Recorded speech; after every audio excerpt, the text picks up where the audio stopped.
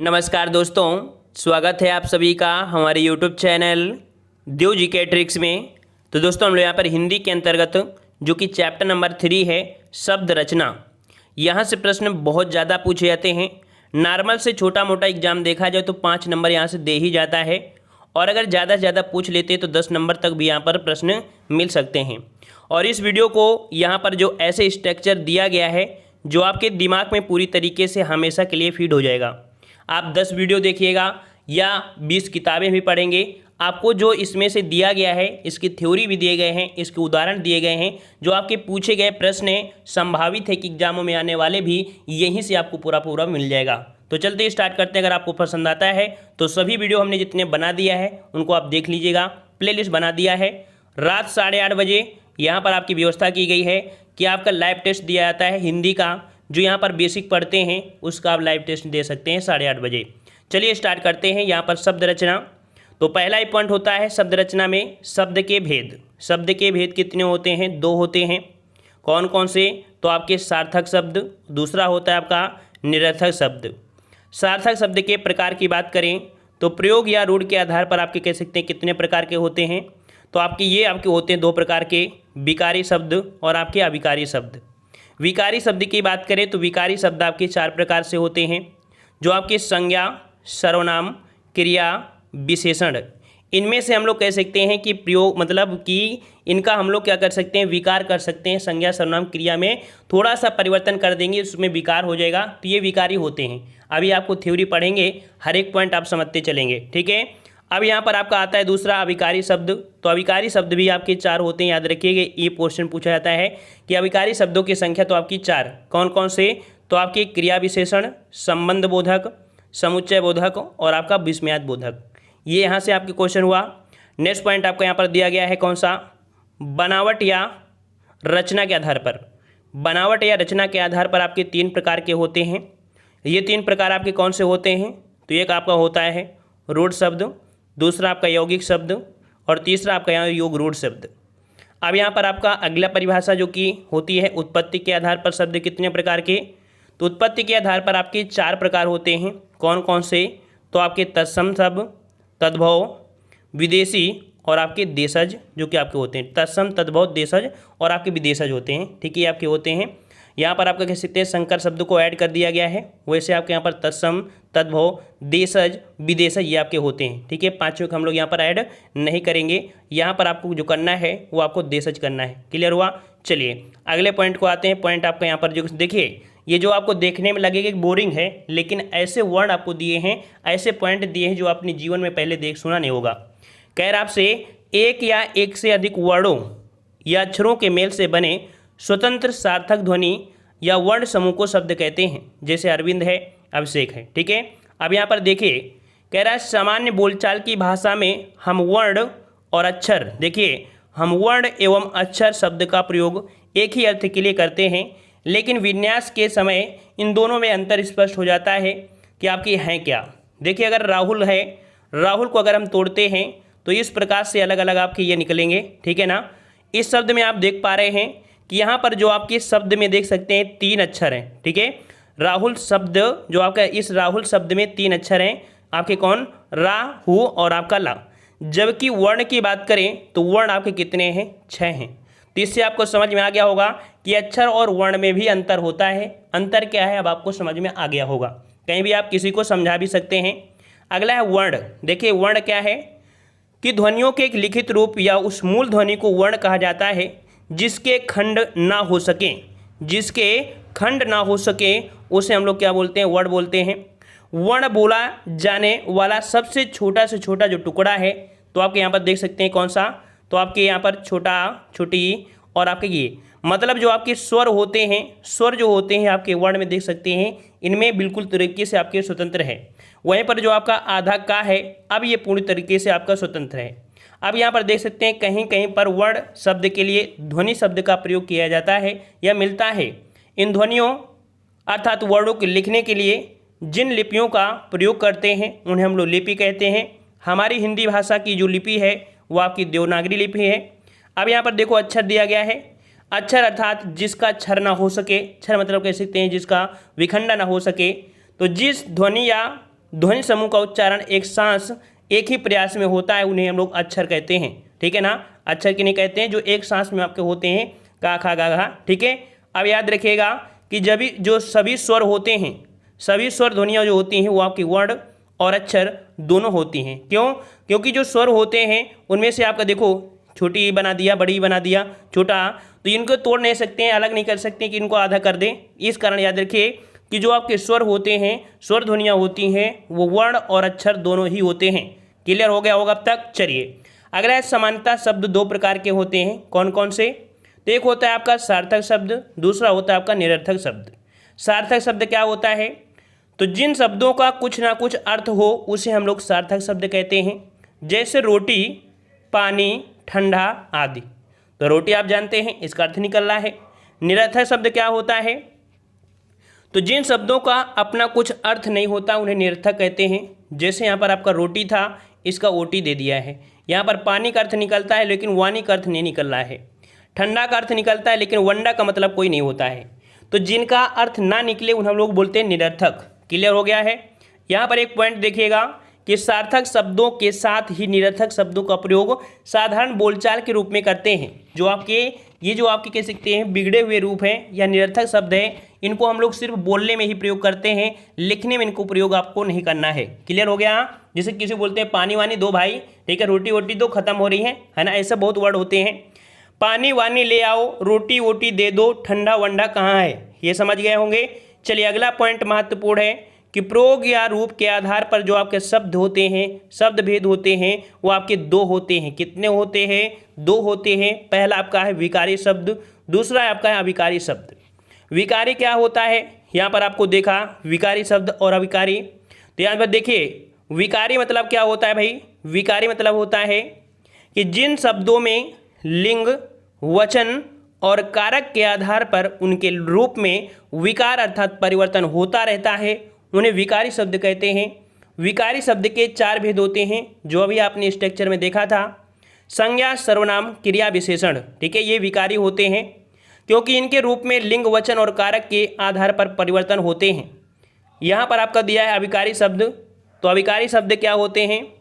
तो अविकारी शब्द क्या होते हैं? जिन शब्दों में लिंग, वचन और कारक के आधार पर उनके रूप में विकार में परिवर्तन नहीं होता है, उन्हें अविकारी कहते हैं। ये थ्योरी इसलिए पढ़ा रहे हैं क्योंकि थ्योरी ही आपकी पूछी जाती है एग्जामों में, डायरेक्ट ऐसे प्रश्न पूछ लिए जाते हैं अविकारी क्या होता है। ठीक है ना। अगला है कि अविकारी शब्द के भेद। अविकारी शब्द के चार भेद होते हैं। कौन कौन से भेद होते हैं? क्रिया विशेषण, संबंध बोधक, समुच्चय बोधक और आपका विस्मयाद बोधक। ये आपके चार होते हैं। ये चारों अविकारी शब्द होते हैं क्योंकि इनके मूल रूप में लिंग, वचन और कारक के आधार पर कोई परिवर्तन नहीं कर सकते हैं। यहाँ पर एक पॉइंट आपको याद रखना है कि इस प्रकार हम कह सकते हैं कि विकार के आधार पर शब्द 8 प्रकार के होते हैं, जिन्हें दो भागों में विकारी और अविकारी में बांटकर उसका अध्ययन किया जा सकता है। अगली आपकी हेडिंग है व्युत्पत्ति, रचना या बनावट के आधार पर शब्द। व्युत्पत्ति, रचना या बनावट के आधार पर शब्द जो आपके भेद हैं कौन से? तो इसके भेद आपके होते हैं 3। कितने होते हैं? 3 होते हैं। रूढ़ शब्द, यौगिक शब्द और योग रूढ़ शब्द। रूढ़ शब्द क्या होता है? तो रूढ़ शब्द जिन शब्दों के सार्थक खंड ना हो, ना किया जा सके, जिन शब्दों के खंड का कोई अर्थ निश्चित ना हो, ठीक है ना, या कोई अर्थ प्रकट ना हो, उन्हें हम लोग रूढ़ शब्द कहते हैं। जैसे आपको दिया गया है आज, फिर दिया है कल, फिर आपका पर, नाक और कमल। यहाँ पर आप देख पा रहे हैं जो आ शब्द है इसका कोई अर्थ डायरेक्ट नहीं निकाल सकते हैं, जा का कोई मतलब नहीं निकाल सकते, अर्थात इनको तोड़ दें, इनको तोड़ दें, कोई मतलब नहीं निकलेगा। और तोड़ने में अगर कोई अर्थ निकलता है तो फिर रूढ़ शब्द में नहीं आएगा। ठीक है ना। इनके हम लोग टुकड़े नहीं कर सकते, अगर टुकड़े कर भी दें तो इनका कोई अर्थ भी नहीं निकलना चाहिए। ऐसे शब्द आपके होते हैं निरर्थक शब्द होते हैं। क्लियर हो गया। अगला दिया गया है कि यौगिक शब्द क्या होते हैं? तो ऐसे शब्द जो दो सार्थक खंडों के मेल से बने हों वे यौगिक शब्द कहलाते हैं। इनके खंड सार्थक होते हैं। जैसे विद्यालय, विद्यालय को अगर आप तोड़ते हैं विद्या धनालय बनेगा, जिसमें से आपका विद्या और आपका आलय दो आपके बन गए, जिनमें दोनों का अर्थ होता है। ठीक है, विद्या आलय, विद्या मतलब आपका विद्या हो गया, ठीक है, और आलय मतलब घर होता है, जहाँ पर विद्या का घर उसे विद्यालय बोलते हैं, जो कि अर्थ आपको समझ में आ गया होगा। हिमालय, पुस्तकालय, ये शब्द आपके यौगिक होते हैं। इनको तोड़ने में दो अर्थ निकलते हैं। अगला है आपका योग रूढ़ शब्द। योग रूढ़ शब्द ऐसे शब्द होते हैं जो यौगिक तो होते हैं किंतु अपने सामान्य अर्थ को ना प्रकट करके किसी विशेष या आप कह सकते हैं परंपरावश विशेष अर्थ को प्रकट करते हैं। ऐसे शब्द योग रूढ़ शब्द कहलाते हैं। और इसे योग रूढ़ शब्द को हम लोग बहुब्रीहि समास के नाम से भी जानते हैं। जो रूढ़ बहुब्रीहि समास का होता है वही यहाँ पर आपका योग रूढ़ होता है। जैसे कि आपको देखा गया है यहाँ पर पंकज, तो पंकज में आप देख पा रहे हैं पंक मतलब यहाँ पर देख सकते हैं पंक मतलब कीचड़ होता है और जा मतलब होता है जन्मा, अर्थात कीचड़ में जो जन्मा होता है उसे हम लोग कमल बोलते हैं। और आपने ये बहुब्रीहि समास में भी पढ़ा होगा, बहुब्रीहि समास में क्लियर हुआ। दशानन, दस मतलब दस, आन मतलब सिर, अर्थात रावण जो कि कह सकते हैं कि इनके 10 थे, एक विशेष अर्थ आपका निकाला है। जलज, लंबोदर, लंबोदर होगा, चक्रपाणि, मुरलीधर, ये सभी आपके हैं। यहाँ पर याद रखिए कि बहुब्रीहि समास के उदाहरण योग रूढ़ शब्द होते हैं। ये आपको हमने पहले ही पॉइंट बता दिया है, ठीक है ना। चलिए अगला प्रश्न आपका दिया है, उत्पत्ति या स्रोत के आधार पर आपके शब्द भेद। उत्पत्ति या स्रोत के आधार पर शब्द भेद, इसके आपके 4 भेद होते हैं। पहला आपका यहाँ पर तत्सम है, फिर आपका यहाँ पर तद्भव, देशज, फिर आपका विदेशज। क्लियर हुआ ना, तत्सम, तद्भव, देशज, विदेशज, ये आपके यहाँ पर शब्द होते हैं। अब याद रखिएगा विदेशी को हम लोग विदेशज भी बोलते हैं। पहला पॉइंट आपका है तत्सम। तत्सम मतलब होता है, तत् मतलब होता है तत्धन सम, अर्थात तत्सम का अर्थ क्या निकलेगा, उसके समान। तत् मतलब उसके और ये आपका समान, उसके समान, उसके समान ही अर्थात संस्कृत के समान। जो शब्द संस्कृत के शुद्ध संस्कृत के शब्द होते हैं उन्हें हम लोग क्या बोलते हैं, तत्सम बोलते हैं। जो जब संस्कृत भाषा से हिंदी में बिना परिवर्तन के आए हैं, यही परिभाषा आपसे पूछी जाती है कि जो शब्द संस्कृत भाषा से हिंदी में बिना परिवर्तन के किसी भी परिवर्तन के ज्यों के त्यों ले आए हैं उन्हें हम लोग तत्सम कहते हैं। जैसे आम्र, हरिद्रा, गोयल, सूची। अगला दिया है तद्भव शब्द। तद्भव शब्द क्या होता है, तो तत् धन भव, तत् मतलब उससे, भव मतलब होना, अर्थात उससे होना, अर्थात संस्कृत से उत्पन्न होना। जो शब्द संस्कृत और प्राकृत से विकृत होकर हिंदी में आए हैं वे तद्भव कहलाते हैं। अर्थात जो रूप आपके परिवर्तन होते हैं, संस्कृत बिगड़ा रूप होता है, उसे हम तद्भव कहते हैं। जैसे आम, हल्दी, गोबर, सुई आदि, ठीक है ना। और अगला दिया गया यहाँ पर तत्सम तद्भव शब्दों का विस्तार से चर्चा तत्सम तद्भव के अंतर्गत आगे यहाँ पर किया गया। मतलब कह सकते हैं कि जो आपके तत्सम तद्भव है आगे आपको बता रहे हैं। कह रहा है देशज और विदेशज क्या है, तो देशज, देश प्लस जन्मा, ठीक है ना, अर्थात देश में ही जन्म लेने वाली जो भाषा होती है उससे हम लोग देशज भाषा कहते हैं। और जिन शब्दों की उत्पत्ति का पता नहीं चलता है उन्हें हम लोग देशज भाषा कहते हैं। आपसे सीधा परिभाषा पूछे कि देशज शब्द क्या होता है, तो ऐसी भाषा जिसका पता वगैरह ना चले वो आपके होते हैं, ठीक है। और ये शब्द जो होते हैं संस्कृत एवं विदेशी भाषाओं के कह सकते हैं मिक्स हो जाते हैं। अलग अलग क्षेत्रीय प्रभाव के कारण ये स्थिति आपकी आ जाती है, जो कि स्वतः देखा जाए तो ये प्रचलन में आने लगते हैं। देशज शब्दों में देखा जाए तो कुछ बहुत ही महत्वपूर्ण आपके उदाहरण है जो एग्जाम में आपके पूछे जाते हैं, जो कि आपको ब्लैक रंग से कलर किया गया है।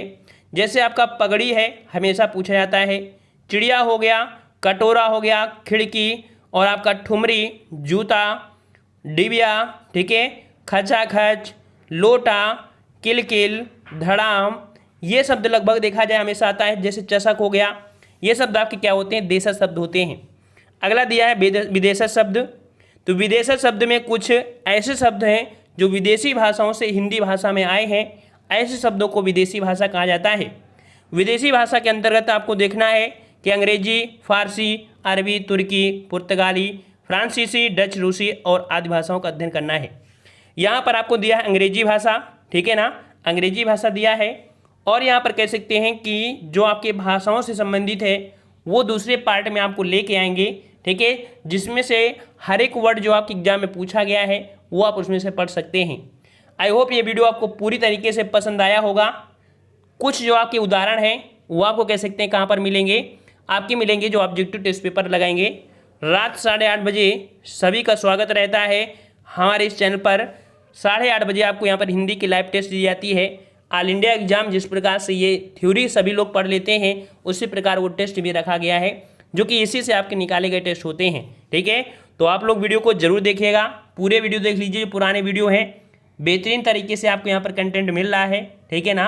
और कह सकते हैं कि पूरी तरीके से आपको पसंद भी आएगा। वीडियो को ज़्यादा से ज़्यादा शेयर करें, कम से कम 1 लोगों को तो शेयर कर ही सकते हैं, ठीक है ना। बस आपको बताना है और आपका फ़र्ज अदा हो गया, ठीक है ना। अगले वो आपको शेयर करते रहेगा, ठीक है ना। मिलते हैं हम लोग नए वीडियो के साथ, तब तक के लिए धन्यवाद। जय हिंद, वंदे मातरम, राधे राधे।